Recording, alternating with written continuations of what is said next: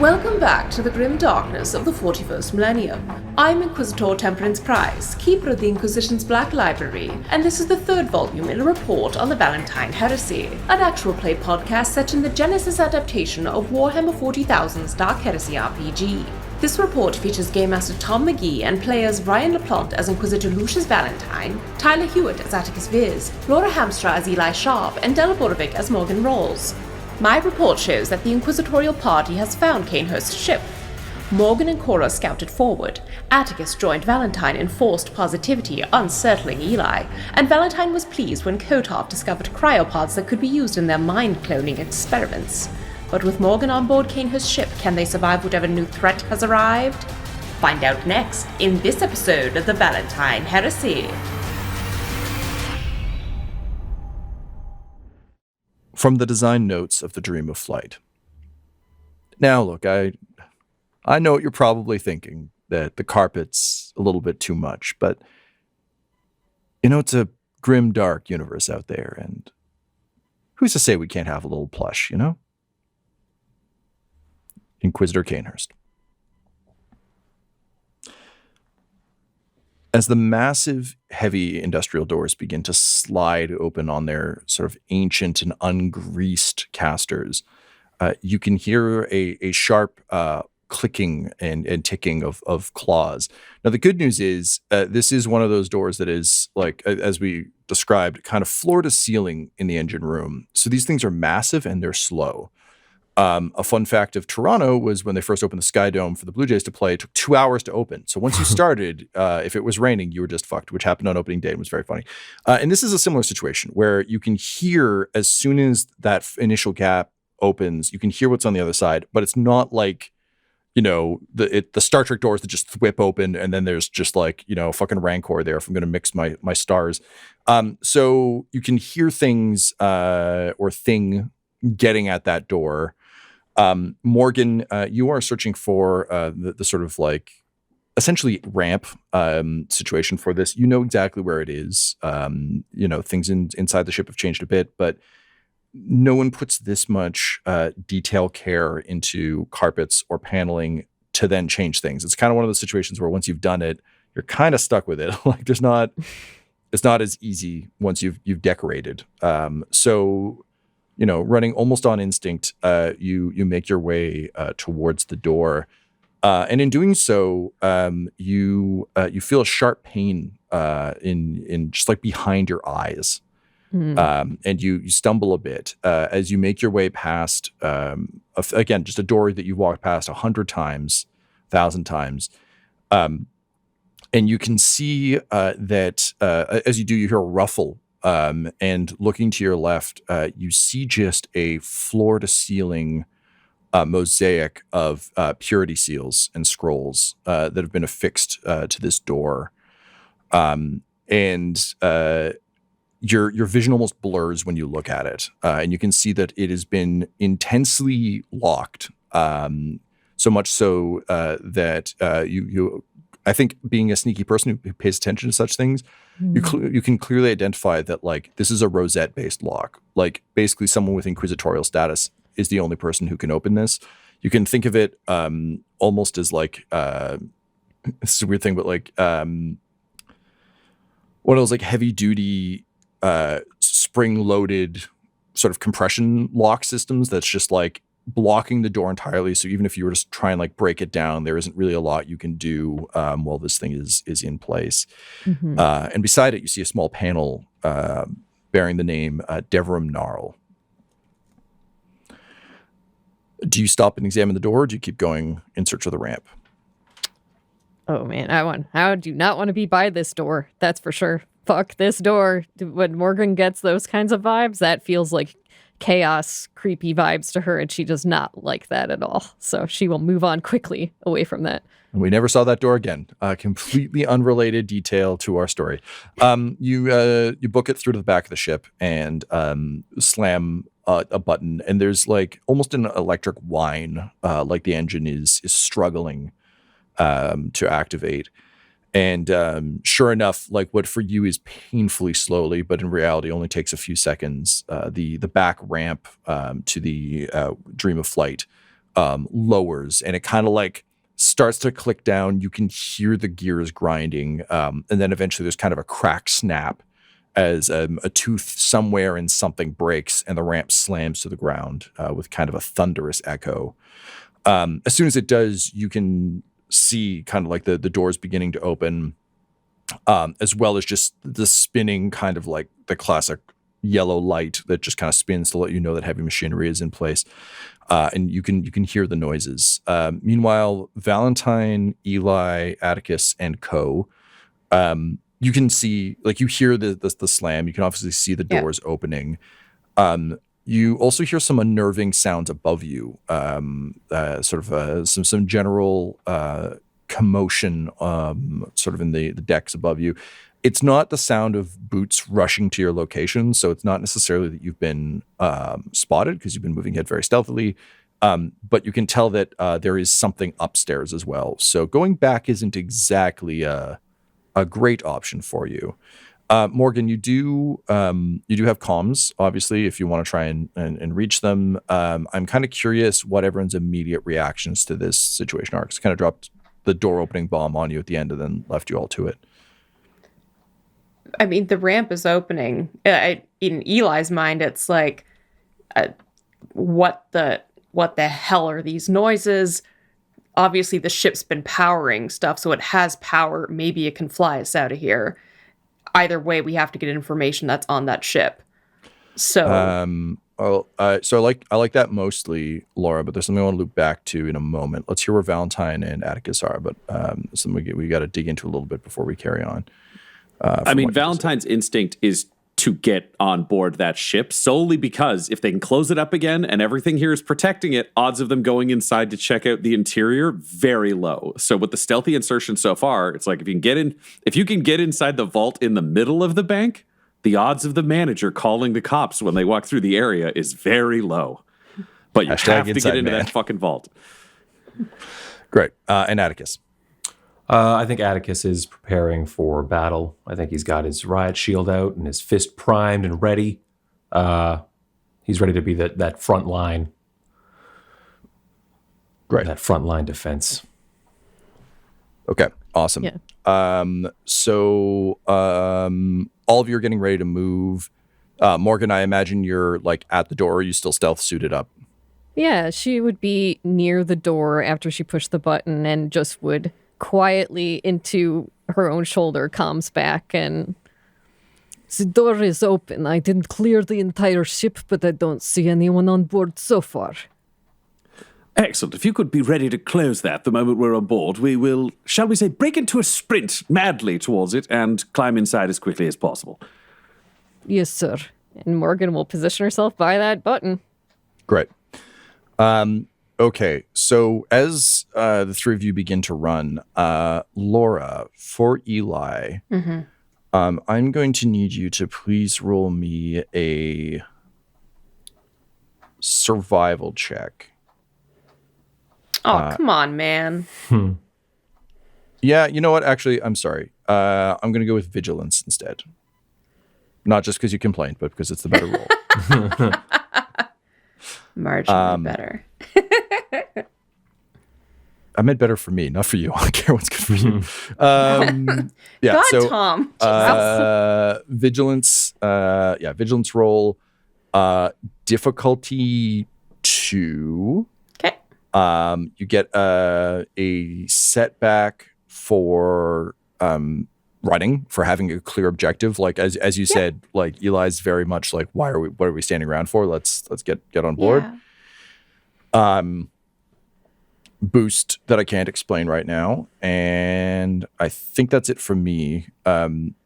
Is this an initiative check? No, this is Okay. This is Eli noticing something. That's fair. So no, I just wanted to make sure I have something for initiative. Sure. I can't use it now. Okay. But if there is anything you would say towards like in D&D terms, this would almost be your passive perception. Like, yeah. We're basically rolling to see if Eli notices something very specific about the surroundings. Oh man, I'll just roll. All right. And then we talked about story points off air, Tom. We did. I don't like my rule of 4 because I'm looking at 5 boxes on my Zoom screen and it I can only hold one number in my head like an old calculator watch. So we're going to go with 5. And because I'm so nice, despite what I just said to Laura, I'm going to say it's 3 and 2 in your favor, because I know it's on the other side of the door and you don't. So I think it's only fair that I give you a little boost, because you're probably going to need it. It's a puppy. Yeah. It's Clifford, the big red dog. The red is for chaos. I got 1 success, 2 threats. 1 success, 2 threats. Okay, that actually nets out pretty perfectly. As the 3 of you begin to run, Eli, you stagger a little bit, because you said earlier that like, who knows what's behind that door. But when you close your eyes and there's not enough like Amersec in your system, like, you hear those claws on metal. You've always heard those claws on metal. You hear them in the inside of your skull when you sleep. You can feel them crawling up and down your spine in moments of weakness. You know the sound of Tyranids when you hear them. And there sound like there are a lot scratching at those doors.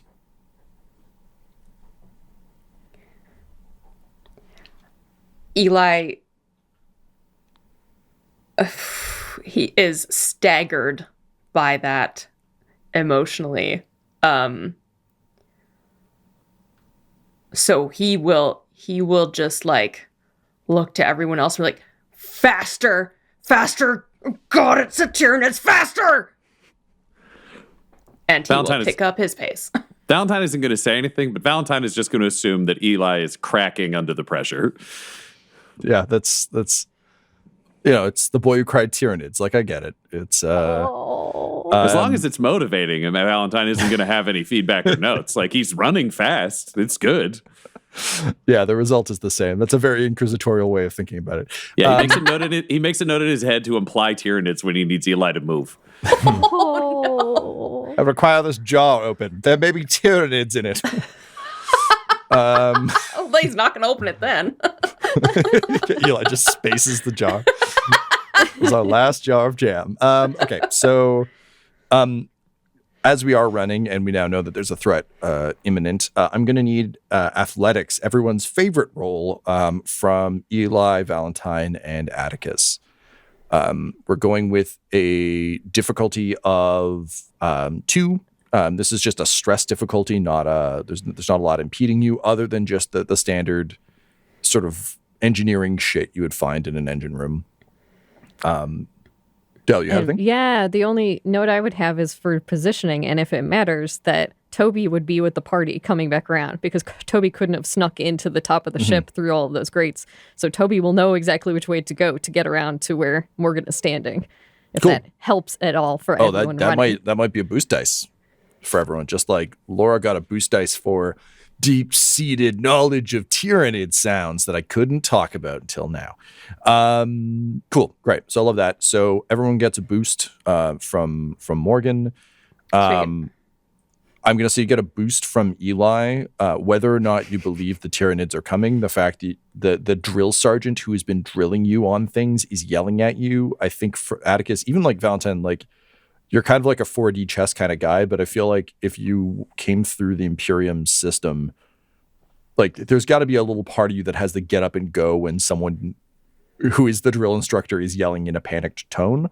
So it gives you both some good motivation. And Eli, you've just got, I'm going to give you 2 boosts for this, because like, you don't want to be here when those things come through. You know what that's like. Yeah, man.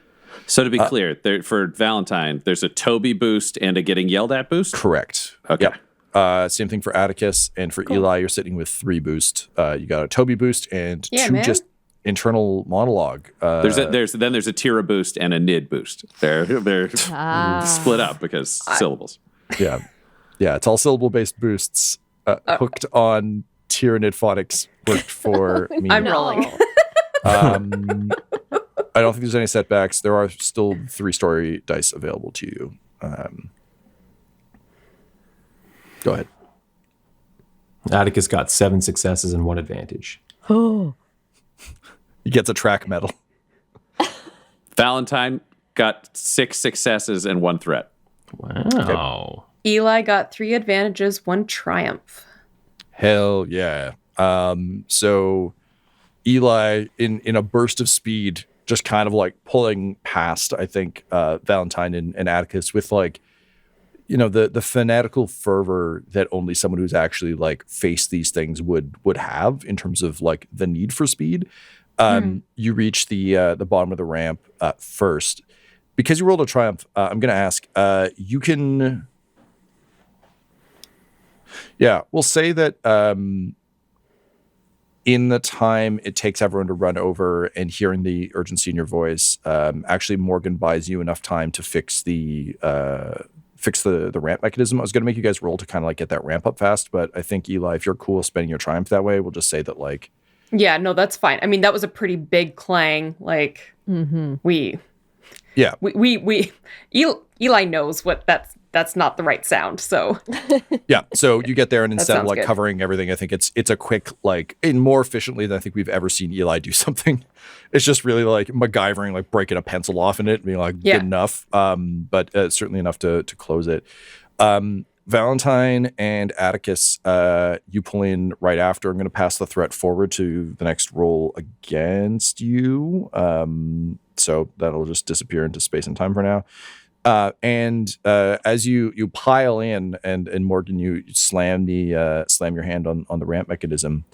There's actually a blast of stray lasgun fire from the gap in the doors. It's clearly not aimed because it goes wide in like a G.I. Joe way where there's just like lasgun fire kind of blasting in all directions. But I think tactically it's the equivalent of jamming the muzzle of your gun through a gap and just kind of firing in the hopes that you get lucky. But nevertheless, it is strange. The ramp ascends and closes behind you, sealing all of you momentarily into the dream of flight. Did our babysitting friends make it? Oh yeah. You can assume that the Babysitters Club is okay, good. I mean, Just unless checking. Valentyne is like, Chora, stand there, and just closes the ramp. But I kind of always imagine that Attikus is doing a bit of the Mr. President run with people, where it's like it's not really a question of whether or not you are physically capable of keeping up; you just are. And I know, Valentyne, you've basically been keeping a hand on Kotov. Yep.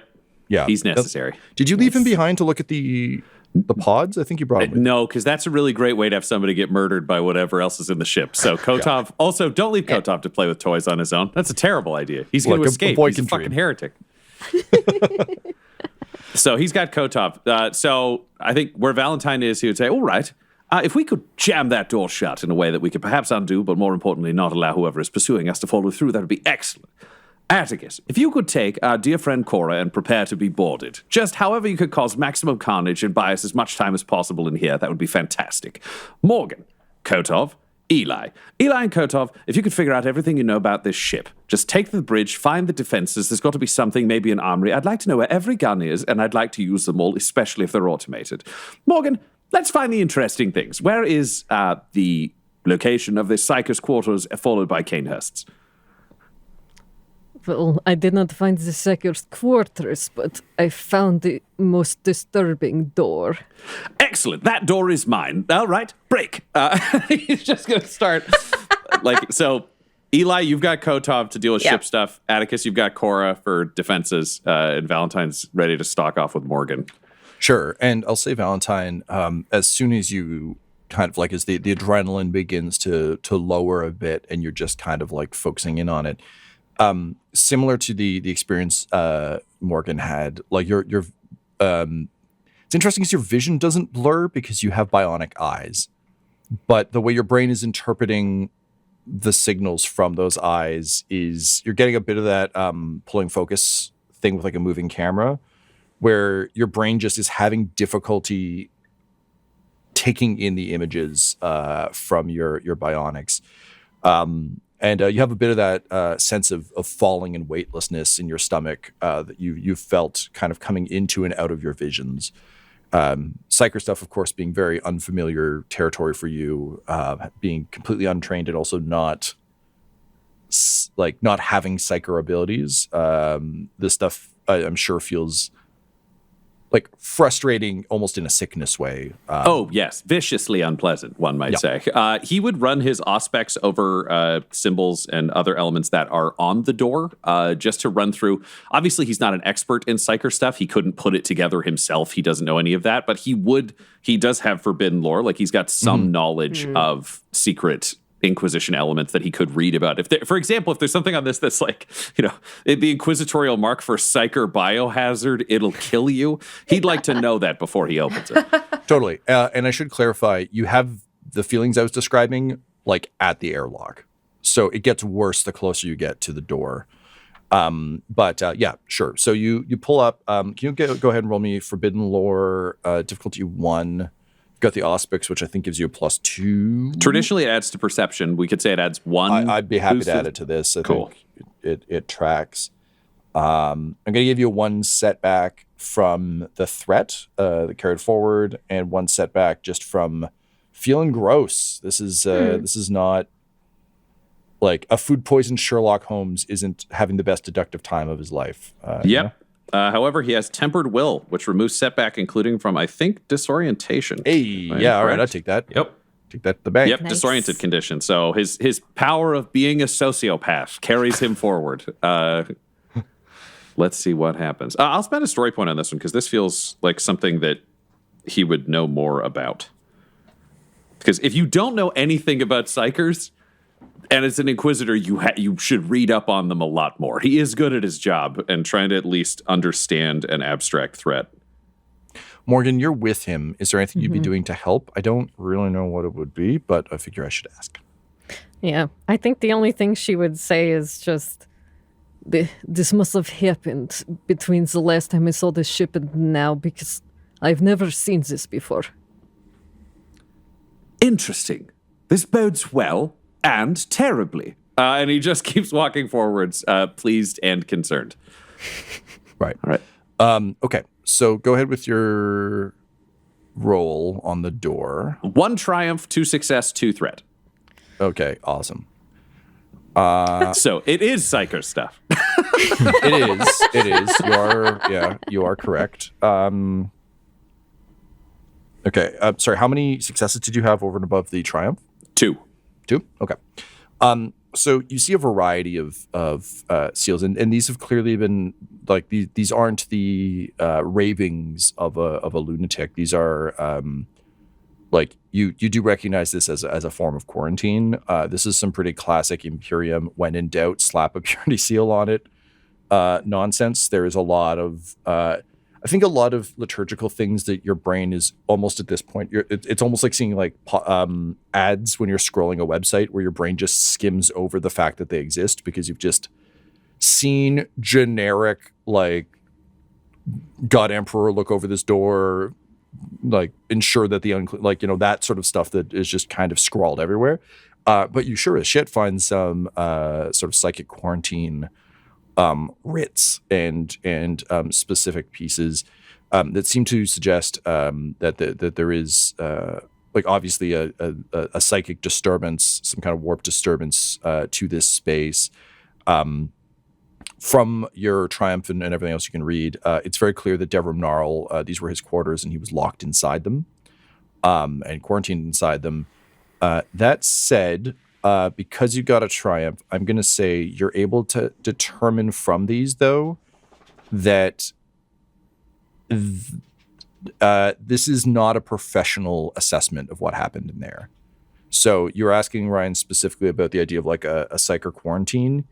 That is absolutely what has been stated, but you can tell from how generic it is, and it does seem to be the most official piece. Like, this is what Cainhurst himself has signed off on. But it's not like a doctor came in and said, this is radioactive and here's why. It's kind of like someone saying, this is radioactive and we shouldn't go in there because radioactive. So there's definitely psyker disturbance because you can feel it, but from your triumph, you're fairly certain that if you open this door, it's not going to like shred you and Morgan. Yeah, they didn't like capture a demon host and tie it in there based on his assumption. Yeah. This is just the power of ignorance, which he also greatly supports, but sometimes means people don't always do the things that are necessary for the Emperor. So he'll just turn to Morgan and say, Well, we're going to need to be prepared for combat. At the same time, if you could gird your soul, perhaps praying to the Emperor and summoning all of the hate and xenophobia you have inside you, I'm going to open this door, and then we may have to kill something. Oh, Morgan's getting sniper rifle out ready and looks very disturbed, but there's no other option here. I do love the mental image of just like the massive sniper rifle in a small hallway. That's At where the we're door, at. there's just something real charming to me about like the Final Fantasy sized weapon in a hallway is always a funny beat. Great. So Morgan, you train your rifle on the door. Do you pray to the Emperor or summon up xenophobia? What is Morgan Rawls girding her soul look like? Man, Morgan Rawls girding her soul. I think this place too makes her just feel all itchy and weird. She does not like any of these kinds of feelings. So her girding herself is more just an internal like track of nope.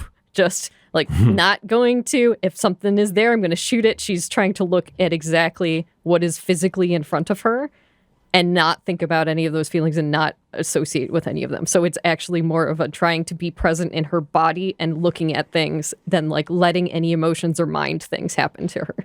Awesome. I'm going to need a discipline check from you, please. Oh no. Oh, it's okay. It's a pretty reasonable difficulty of 4. No setback. I'll give you 1 boost from just. I get the sense that Morgan has spent a lot of her history compartmentalizing things, so I think you're like particularly adept at it. For I guess your history of self-repression, have yourself a boost. Thank you. But that's it. And actually, you know what? I'm going to give you an additional setback for being on this ship. Okay. You did not want to be back here, No. particularly out in the open. There's a lot of nope. I don't think there's a way to pass this, but we're gonna try. Okay, here we go. Oh, come on, website. It's just sitting there. The website is also It scared. hates me. Website is very scared. All right, we're gonna have to input it again. 1 setback. For those of you listening and watching who are unfamiliar, our beloved dice roller died in the grim darkness of the future where there's only war. Abaddon got to it and destroyed it. So now we're doing what we can. Oh my word! Repression works. I've got 3 successes and 4 threats. Wow. Wow. Okay. That was not in my favor whatsoever. It was just 2 green and a boost versus 4 and a setback. Damn. Wow. Well done. All right. So Morgan, this is a slippery concept to hold on to in this particular moment. Again, there's just a lot. This is bringing up a lot for you. It is. But not the first time. I think, though, what you find problematic and a little bit concerning is you're kind of like hitting that drumbeat of nope in trying to keep the kind of itchiness and the feeling of being back in this space. And again, like I think the equivalent would be you're someone who like lurks in the dark and you're standing in the like bright overhead cheerful fluorescence with like wood panel. Like it all feels wrong. But there's something else that you also feel a little bit just on the edge, trying like bumping up against your feelings. And because you actually succeeded so well, you don't really get a sense of what it is. But it's alarming to you that like I think you're conscious enough, and also with the threat, you're conscious enough to notice that there is something's afoot. Yeah. Meanwhile, Eli, you have been tasked with, I believe, Attikus, you're preparing for boarding actions, and Eli, your job is to figure out like how to seize control of whatever the ship has going forward. Is that correct? Yep. And looking for like weapons defenses. Great. Just basically checking out the system, seeing what we have, taking stock of everything. Fair enough. Okay, so previously for you, Eli, we've done, I believe, it's been a hot second. Was it like tech use? We've done I think, tech use. Yep. For your knowledge of ships. So let's go ahead with that. Cool. So that's your basic pool. You do have Gideon, who can assist you with a tech check. He's got like 2 charges left, so you can kind of, if you choose to implement him on something like this, you can. It's up to you whether or not you want to use him in that way. It will feel a bit different than it did upstairs because it's not like a hacking into a thing. It's more of a like using a thing really well. So you can think of him here more as whatever systems you uncover, he can boost rather than he will get into the systems for you kind of thing. I mean, we're gonna die here if we don't get things up and running quickly. So yeah, let's use him. So that's a boost. For him, I'm going to say we'll treat that in this instance. I know it worked differently upstairs, but for here, I'm going to say it's the equivalent of a story point. Okay. He's really like jacking up what you're trying to do rather than hacking into a thing for you. Okay. And then I would argue for a boost for myself with for familiarity overall. Yep, I'd buy that. Okay, what's my difficulty? Your difficulty on this one is going to be 3. Okay. Any setbacks or anything? I don't think so in this case, honestly. I've been playing with the difficulty in my head a little bit. I think 3 is the right one for this. I don't think there are any setback though, because like, unlike Morgan, you know this ship during the day. It's never bothered you. Tyranids outside bad, but like turn ship into murder machine to kill Tyranids good. Good, so very good. Yes, very good. Right. I mean, not great though. 3 advantages, but 1 failure. Okay, well, narratively, that's actually real great. So my favorite, too. Yeah, you and Moore can just swap rolls accidentally. We did. Like the new dice rolling site is like, I will save this one for the next player. It's just like shitty Skynet. It's petty Skynet. Eli, the issue here isn't finding the systems. It is, as you go to boot them, you can see just how overtaxed the Dream of Flight is. It's been a bother this whole time as to how the Mercy for the Pure has been operational at all. And you can see now that basically the ship has been rigged to run as a battery to keep minor systems running throughout the Hulk. The problem is the Hulk is really fucking big, and just running those minor systems over the length of time Cainhurst's ship has been missing seems to have run it pretty dry. So there are gun batteries. There's like a couple. Some of them were ripped off when it was dragged through the wall. But it's not a whole hell of a lot. It's not the punchiness that you wanted by any stretch. That said, you are able to... So you got a bunch of advantage. Mm-hmm. So you can pass that. You had 4 advantage? 3. 3? So you can pass that forward to a specific player if you'd like, or we can do something environmentally with it. It's up to you. Environmental. Okay. We'll say that you are able to activate the seals on the doors. So the doors that were closed are now like actively sealed. It's not impenetrable by any stretch, but in terms of a breach action, it's the difference between like this door isn't locked. I can just kind of like wrench it open and, I actually have to fight the machine. But yes, you can see from all the power readouts that it really is like this thing is overtaxed and running on low, but low enough that it's incapable of flight or fight for that matter. Cool. Okay. Butts indeed. All right, Attikus, you and Chora have been sent to arm the sort of raid the armory, see what's available. What would you be looking for how would you be preparing for the breach action? Just looking to arm everyone to repel boarders. So that kind of weaponry, I would assume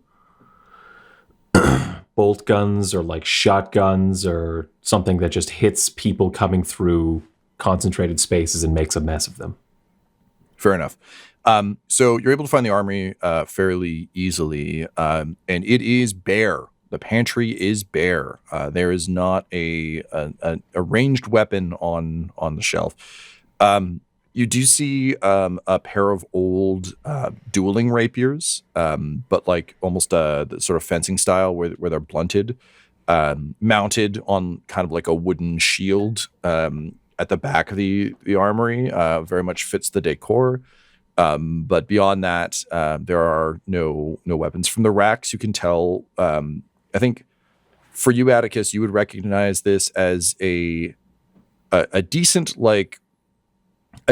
armory, essentially for a private security force kind of thing. So presumably each member of the retinue, as you've seen with both Morgan and Eli, would carry their own shit that they found, their own weapons.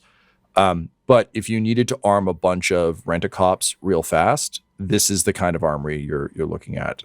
You can see there are racks for shotguns, like bolt pistols, like a couple of bigger things, like two full racks of las guns that are missing. Right. And then all the ammo boxes have been emptied long ago. All right. Then Attikus would turn out of the room and head back and say, right, Interrogator Chora, we're going to have to create some barricades, and whatever we have on ourselves is what we're going to repel these borders with. And she just kind of nods, and you can see like she's got a little bit of a manic glint in her eye as she just says, I've read so much about the Tyranids. To be in their presence, it's cold, isn't it? I don't know. I haven't heard a fucking thing. Let's go. And a grin starts to spread across her face, and she just nods and says, yeah, let's fucking go. And she follows you deeper into the ship. Valentyne, you've got your rosette ready to go. You stand before the door of Devrim Gnarl. Morgan has her sniper rifle trained on the door. Do you have your power sword out? Oh, yeah. Power sword's out and ignited. He activates his refractor field, and then he just hums a little, hymn. Just pushes the rosary in. Pushes the rosette in. He's ready. Can you please roll me a... what's this one going to be? It's going to be perception. Okay. Perception, yeah. Actually, sorry, I lied. Forbidden Lore, difficulty 1. I'm going to give you no boosts or setbacks. All right, let's see what happens. 2 successes. As you hum your jaunty tune and slide the rosette into the lock, something odd occurs to you, which is that you actually don't know this jaunty tune that you know all the lyrics to and are humming like perfectly and comfortably, but it's not one of yours. At which point, with a like metallic clang, the arms of this spring-loaded lock sort of re-eject back into the central capsule, which falls to the ground. And with a ruffling of purity seals, the door slowly sort of slides open, and the wax is cracked and knocked off and sheared off as the fluttering paper kind of rains down around you. And you're hit immediately by just a wall of the stink of incense. Just a heavy like cloud hits you of stale incense, and you can see small sticks wedged into every possible kind of corner and crack of this admittedly fairly small room. It's dimly lit by kind of like a red running light. You can tell that these are basically the low power lights that would be available within cabins if you like turn them off but an emergency kicked in. And the whole room seems to be bathed in that. You can see a sort of a bed in one corner, a small round table in the center that's kind of stacked with a variety of papers and scrolls. There's scrolls everywhere. There's just kind of writing on the walls, on the ground. There's a small sort of like bathroom space in the corner. It's very much like almost a cell. which Morgan you would recognize as similar to one to what you had, and lounging on the sort of one corner couch, the one kind of nod to luxury in the space, is the body of Devrim Gnarl, and he is desiccated and almost mummified. Like the skin is tight to his bones, scraggly hair, but really does look like one of those bodies that's almost like fallen into like a tar pit or a bog or something, and has kind of managed to maintain that really leathery skin that's just stretched thin over bone.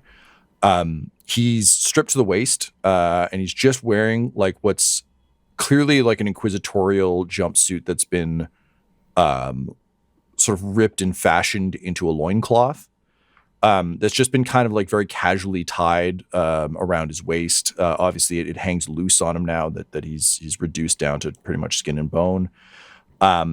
He's leaning back, and even though there's very little skin left on his face, what skin there is drawn back into a beatific grin. Just a big, wide, toothy smile. And, you know, his hands are palms up.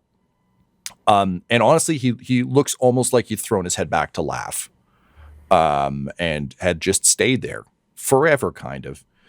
And above him, painted seemingly in his own blood, given the lack of other available tools for all the empty ink pots around him, there's a massive round icon that he's kind of like scrawled onto the wall, with two kind of vertical slashes kind of drawn down it, and a large kind of almost scythe-like shape of like a semicircle. And you recognize a big fucking bloody smiley face, and written above it in big, thick, bloody letters, "Don't worry, be happy." At which point, the outside of the ship begins to be pummeled by lasgun fire. And then you hear a couple of thumps and realize that plasma weapons have entered the fray. This episode of the Valentyne Heresy features Ryan LaPlante at the Ryan LaPlante on Twitter as Inquisitor Lucius Valentyne, Tyler Hewitt at Tyler_Hewitt on Twitter as Attikus Viz, Laura Hamstra at EL Hamstring on Twitter as Eli Sharp, Del Borovic at Deltastic on Twitter as Morgan Rawls, and our Game Master Tom McGee at McGeeTD on Twitter. This episode was edited and mixed by Laura Hamstra, and the Valentyne Heresy's artwork was created by Del Borovic at delborovic.com, DELBOROVIC. Our theme song is The Hordes by Megan McDuffie, and our ads use the tracks No Control and Chiefs by Jazzar, JAHZZAR, available at freemusicarchive.org. When it comes to Dum-Dums and Dice, you can visit our website at dumdumdice.com. Our Twitter and Instagram are at dumdumdice, and on Facebook at facebook.com/dumdumdice. We have merchandise available at redbubble.com/people/dumdumdice, and most importantly, you can join our Patreon at patreon.com/dumdumdice. That's DUMBDICE. Ave Imperator, and death to all the heretics. Dum-Dums and Dice has to give a special thank you to the supreme beings of our Patreon at this time: the Half-Blind Prophet, Christopher Little, Sue One, George Dolby, Richard Cranium, Gavin and Abby McDonald, Logan, Fire Unfriendly, Grandma Likes D&D, Alan, Stabby Stranger, Glitch Trick, Roman Brown, Spot Allen, Flynn1138, Alarain Okapi, OMG It's Big Nick, D&D and Things, Norma Byers, Schrodinger's Pepper, Guy Edwards, Flea Unit, Madre de Gatos, Lady Maiden, Melissa Rain, Nithrian, Garbo Ape, Locke, Sam Schaefer, and Jill and Noel LaPlante. If you want your name to be added to this list, you can join our Patreon too at patreon.com/dumdumdice. Thanks to them, and a little bit of thanks to you.